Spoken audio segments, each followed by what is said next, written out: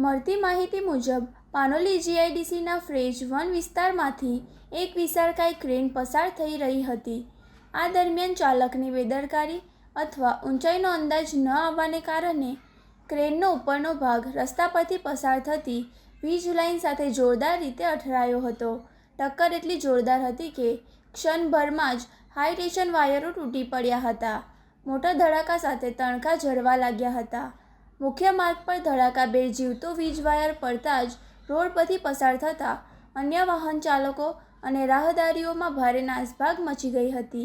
સદનસીબે જે સમયે વાયર પડ્યા તે જ સેકન્ડે કોઈ વાહન તેની બિલકુલ નીચે ન હતું, નહીં તો મોટી હોનારત સર્જાઈ શકી હોત।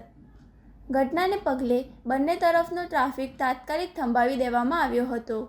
કંપનીઓના શિફ્ટ બદલવાના સમયે આ રોડ પર ભારે ભીડ હોય છે, પરંતુ રવિવારનો દિવસ હોવાથી અને વાયર પડતા જ લોકો એલર્ટ થઈ જતા એક મોટી દુર્ઘટના સહેજમાં ટળી હતી।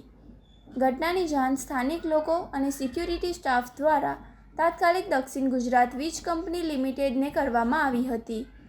ડીજીવીસીએલની ટીમે સમયસૂચકતા વાપરીને પાનોલી સબસ્ટેશનથી લાઇનોનો પાવર સપ્લાય તાત્કાલિક બંધ કરી દીધો હતો। તાત્કાલિક ટેકનિકલ સ્ટાફ ઘટના સ્થળે પહોંચી રોડ પરથી વાયરો હટાવવાની અને નવી લાઇન નાખવાની કામગીરી હાથ ધરી હતી। આ અકસ્માતને કારણે જીઆઈડીસીના કેટલાક વિસ્તારોમાં કલાકો સુધી વીજ પુરવઠો ખોરવાઈ ગયો હતો।